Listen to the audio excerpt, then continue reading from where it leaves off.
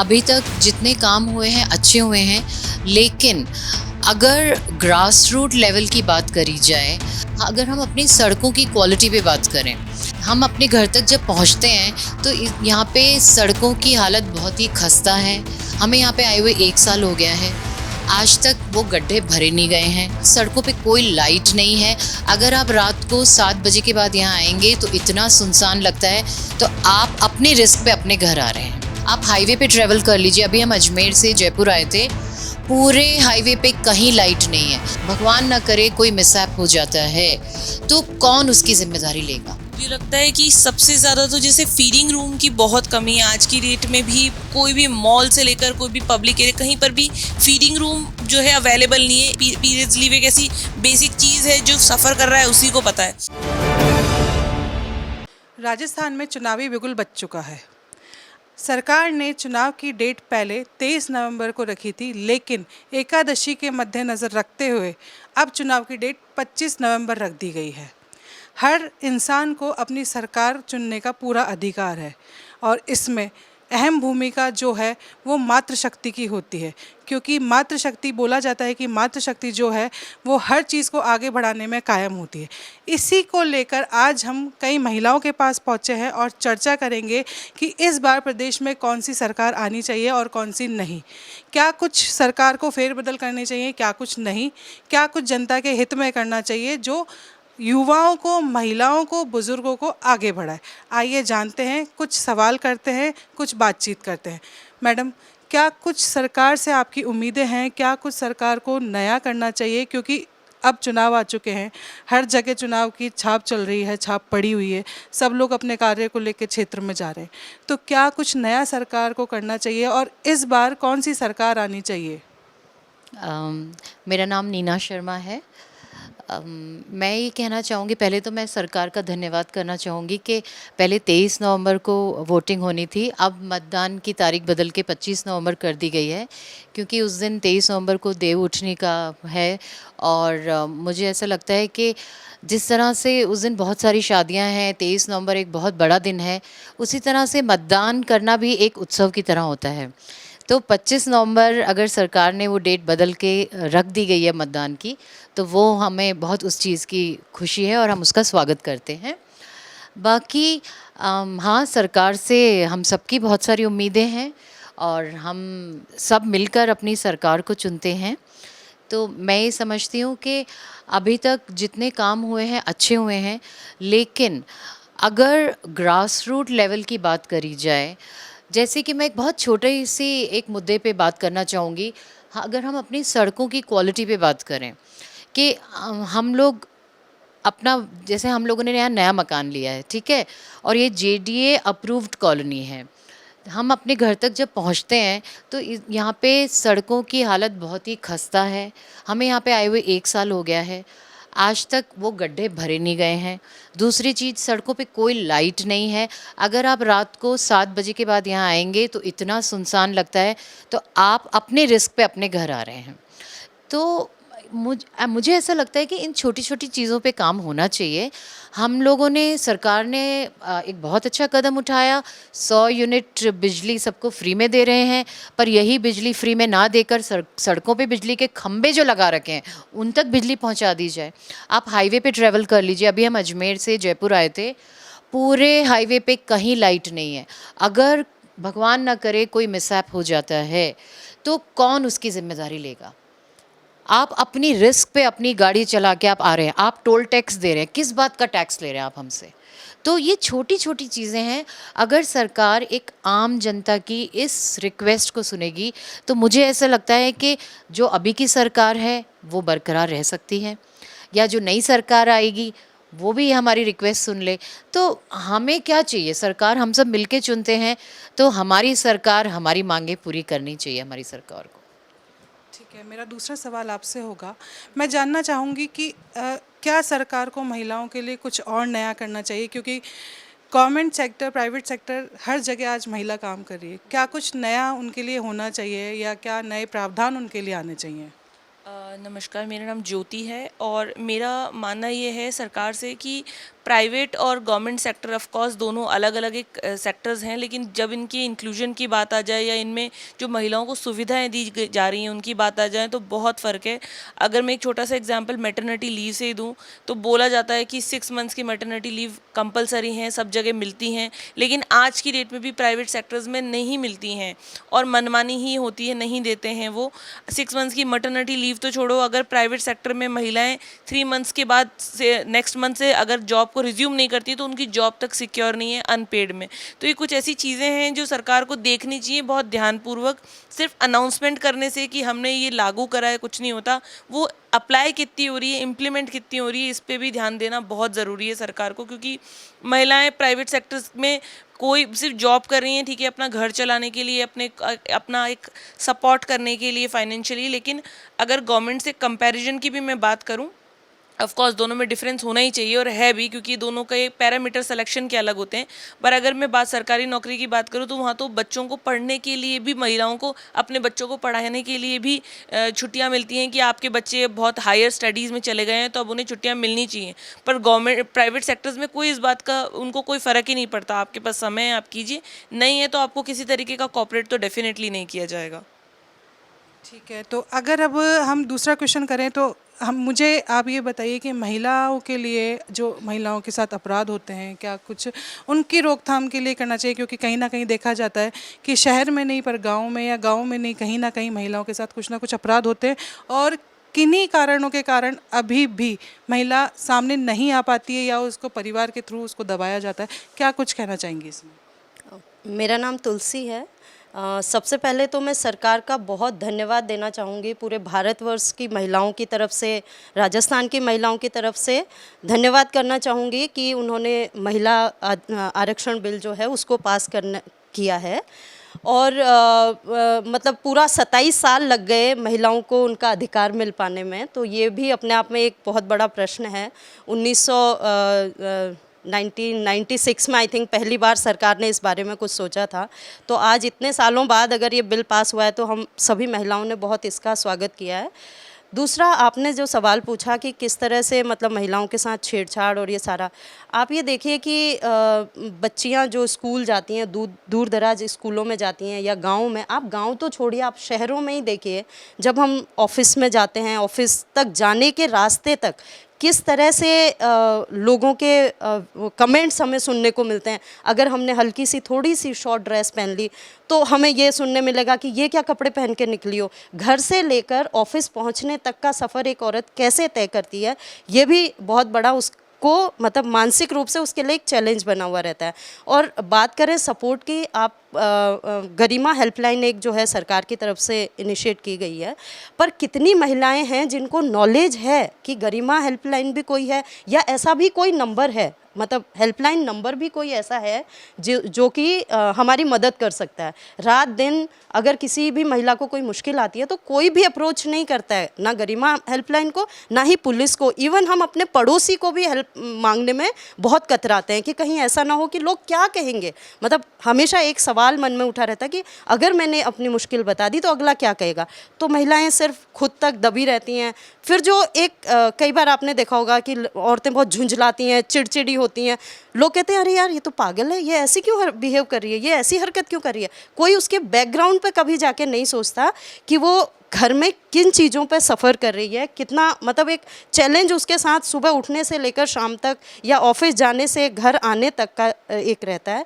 तो ये इस तरीके की चीज़ें हैं। बाकी सरकार ने अपनी तरफ से सुविधाएं जिस तरीके से दे रखी हैं वो इम्प्लीमेंट नहीं हो पा रही हैं, ये एक बहुत बड़ा अपने आप में एक बहुत बड़ा चैलेंज है, सवाल भी ऑब्वियसली। जी धन्यवाद। ठीक है, मेरा नेक्स्ट क्वेश्चन रहेगा मैम आपसे कि सरकार ने जो अब महिलाओं के लिए या फिर कह दें कि समाज के लिए जो नई नई योजनाएं बनाई हैं, उसके बारे में आपका क्या कुछ कहना है? क्या कुछ कहेंगी कि भाई उसमें कोई सुधार करना चाहिए या कुछ नया लेके आना चाहिए?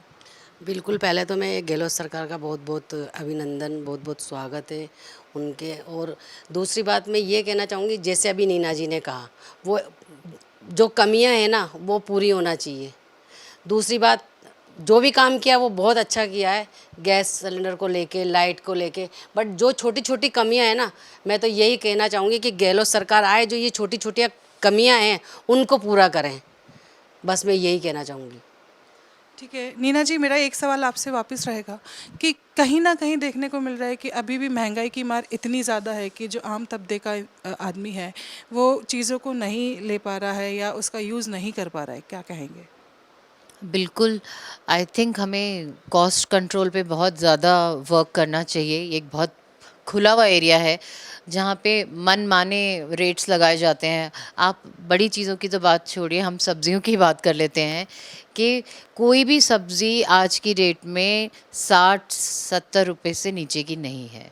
तो फिर मुझे ऐसा लगता है कि हम मिडिल क्लास वालों के लिए ही इन सारी चीज़ों को मीट आउट करना इतना मुश्किल है, तो बेचारे गरीब आदमी के लिए कैसे अपना वो अपनी मतलब एक हेल्दी डाइट कैसे देते होंगे अपने परिवार को? और हम लोगों की फैमिलीज़ में तो फिर भी 2-2 बच्चे हैं। जो गरीब आदमी है उसके यहाँ तो 4 बच्चे, 5 बच्चे, उस पे भी कोई बर्थ कंट्रोल पे तो सरकार कुछ काम ही नहीं कर रही है। हैं क्यों नहीं कर रही है? क्योंकि गरीबों में या अभी भी हमारी सोसाइटी का ऐसा एक बहुत बड़ा तबका है जहाँ पे कि उनको गर्ल चाइल्ड से बहुत बड़ी प्रॉब्लम है। लड़के के लिए बच्चे पैदा करते जाते हैं, तो ये कहाँ कमी है? हमारे समाज को एजुकेट नहीं किया गया है। उनका अभी भी उनकी जो सोच है ना वो बहुत संकीर्ण है, बहुत ही छोटी सोच है। तो आई थिंक इन सब चीज़ों पर सरकार को काम करना चाहिए, तभी अब हम एक एक स्ट्रॉन्ग भारत बना सकते हैं मिलकर। जो सुविधाएं हमें मिल रही हैं वो यहाँ तक हमारे तक पहुँच ही नहीं रही हैं। ये सब हवाएं, ये कर दिया 500 रुपये का सिलेंडर कर दिया, हमारे तक तो पहुँच ही नहीं रहा है।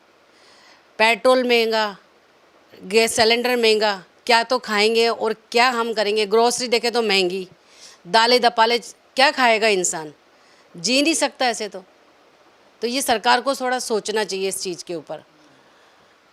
ठीक है मैम, मेरे को ये बताइए कि अब जो सरकार आ रही है या आने जाएगी या रिपीट हो रही है, तो ऐसे में सरकार को महिलाओं के लिए, क्योंकि देखने में आता है कि अभी भी जो प्रेग्नेंट लेडी है वो अपने छोटे बच्चे के साथ अगर कहीं सफ़र कर रही है उसको कई दिक्कतों का सामना करना पड़ता है, चाहे वो बस में जाए या गाड़ी में जाए। उनके लिए क्या कुछ सुविधाएं करनी चाहिए या फिर महिलाओं को लेके और भी कोई आपके पास आइडियाज़ हो जो आप सरकार को देना चाहें? मुझे लगता है कि सबसे ज़्यादा तो जैसे फीडिंग रूम की बहुत कमी है आज की डेट में भी। कहीं पर भी कोई भी मॉल से लेकर कोई भी पब्लिक एरिया कहीं पर भी फीडिंग रूम जो है अवेलेबल नहीं है। इतना इनफैक्ट पीरियड्स लीव तक की फैसिलिटीज़ जो है प्रोवाइड कराई नहीं जाती। पीरियड्स लीव एक ऐसी बेसिक चीज़ है जो सफ़र कर रहा है उसी को पता है, जिसका वो इनिशियल डेज चल रहे होते हैं। पहले भी जो लोगों को 3 दिन का लीव दिया जाता था वो रेस्ट का कॉन्सेप्ट था, जिसको अब अलग कॉन्सेप्ट में तब्दील कर दिया गया है। पर आज की डेट में भी ऑर्गेनाइजेशंस में, ना प्राइवेट में ना गवर्नमेंट में और नॉर्मली किसी में भी पीरियड्स लीव को लेकर कोई भी बात नहीं करना चाहता। इनफैक्ट इतना भी कन्वीनियंस नहीं प्रोवाइड कराया जाता कि खुल के बता सके कि मैं उस ड्यूरेशन से गुजर रही हूँ आज की डेट में। तो ये एक बहुत बड़ा चैलेंज है जो सरकार को, जिस पे अब कोई ना कोई एक्शन लेना चाहिए और बदलाव लाना चाहिए ताकि महिलाओं के लिए आसान हो बाहर निकलना, काम करना। तो ज्योति जी ने बात कही उसी पे मैं थोड़ा सा अपना मत रखना चाहूँगी। मेरे को लगता है जैसे HR लेवल की जो पोजीशन है, कुछ ऑर्गेनाइजेशन में, कुछ सेटअप्स में हो सकता है कि फीमेल्स हों, लेकिन मैक्सिमम जगह पे मेल ही HR और इन सारे एडमिन और उन रोल्स पे होते हैं। तो जब भी कभी मतलब जैसे पीरियड लीव की जो उन्होंने बात कही कि अगर मान लो मुझे मुश्किल है या किसी भी फीमेल को प्रॉब्लम है तो वो जाकर के अगर बोलती है मुझे घर जाना है, बहुत इमरजेंसी है, तो अगला पूछता है क्या इमरजेंसी है, बताओ आप क्या हुआ है, पेट में दर्द है, अच्छा पेट में दर्द है दवाई खा लो। मतलब लोग उस लेवल तक समझना ही नहीं चाहते कि भैया अगर फीमेल है, कुछ इशू है, अगर बोल रही है तो जेन्युइन लीव उसको शायद इशू होगा। तो अगर पीरियड्स लीव का जो ज्योति जी ने कहा कि डेफिनेटली मुझे लगता है कि इन चीज़ों पे इतनी अंडरस्टैंडिंग मेल्स को होनी चाहिए। HR लेवल पर आप बैठे हो तो एटलीस्ट आपको इतना होना चाहिए कि अगर फीमेल आई है, कुछ इश्यूज़ हैं, तो डेफिनेटली इस तरीके की लीव्स के प्रोविजंस होने चाहिए। फीडिंग रूम का इवन मतलब हम सब ने फेस किया है, वी ऑल आर मदर्स, है ना, तो हम सब ने फेस किया है कि मतलब मेरी 2.5 साल की बच्ची थी, मैं घर छोड़ के जाती थी, दिन में फिर मैं मतलब घर आकर के उसको फीड करा करके फिर वापस से जाती थी। तो एक ये फेस शायद सभी फीमेल के लाइफ में रहा है। ब्रेस्ट में मतलब मिल्क भर जाता है, कितना मतलब पेन होता है, फीवर आ जाता है, तो ये पेन लेकिन वो नहीं समझ सकते जो वहाँ पे HR बन के बैठे हैं या किस तरीके से। अब इसमें सरकार का रोल ये हो सकता है कि मैंडेटरी किया जाए हर जगह, जैसे आज RTIs को मैंडेटरी कर दिया, उसके लिए आपने एक पर्टिकुलर मतलब ऑफिसर्स अपॉइंट किए हुए हैं ऑफिसेज में, तो इस तरीके के भी मुझे लगता है कि ऑफिस में कुछ इस तरीके के पर्टिकुलर ऑफिसर्स होने चाहिए जो कि इन मुद्दों पर आप खुल करके चीज़ों पर बात कर सकें, ताकि 33% रिजर्वेशन की जो बात महिलाओं के लिए की है तो वो कम से कम जेन्युइनली इम्प्लीमेंट हो पाए। आज ऑफिसेज में आप देखो कितना 33% नहीं, मुझे लगता है 2-5% भी फीमेल्स नहीं है। तो ये भी मतलब एक थोड़ा सा सरकार को इन चीज़ों पे थोड़ा कदम उठाना चाहिए। ये जो बात कह रहे हैं सही है या गलत ये तो हमें नहीं पता, लेकिन हमारा काम है जनता की राय सरकार तक पहुंचाना, सरकार की चीज़ों को जनता तक पहुंचाना। और क्या कुछ नए सुझाव आप देना चाहेंगे मैम?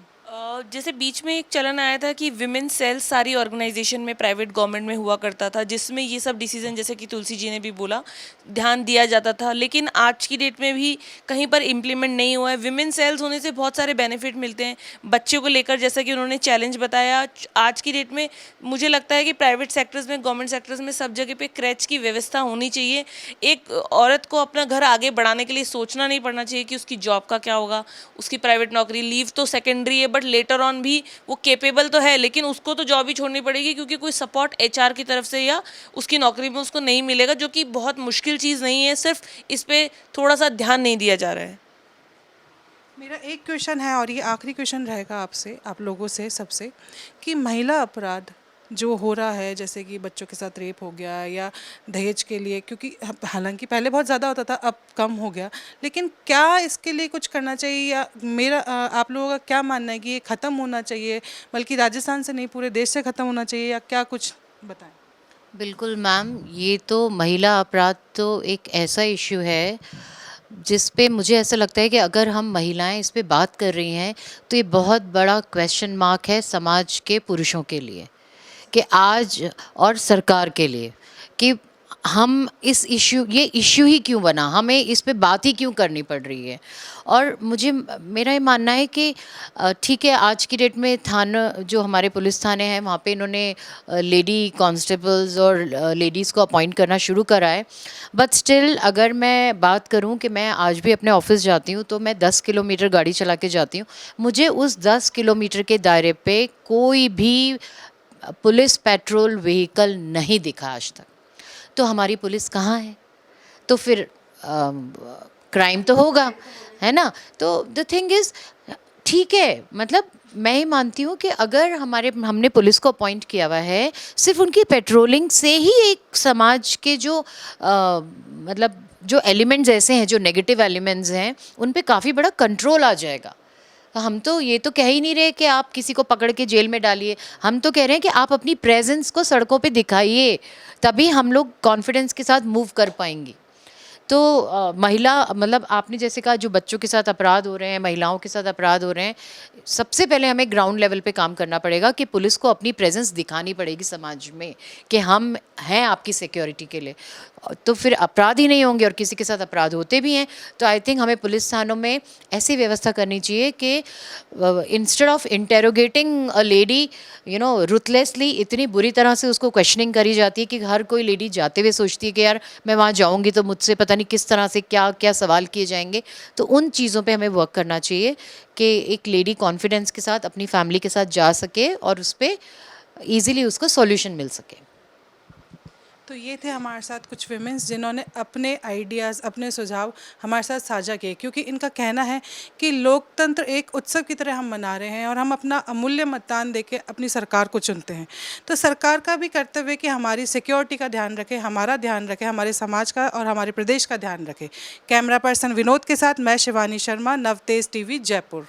देश और दुनिया की हर बड़ी खबर के लिए सब्सक्राइब करें नवतेज टीवी और पल पल के अपडेट्स के लिए बेल आइकन को दबाना ना भूलें, क्योंकि आपकी खबरों का भरोसेमंद साथी है नवतेज टीवी।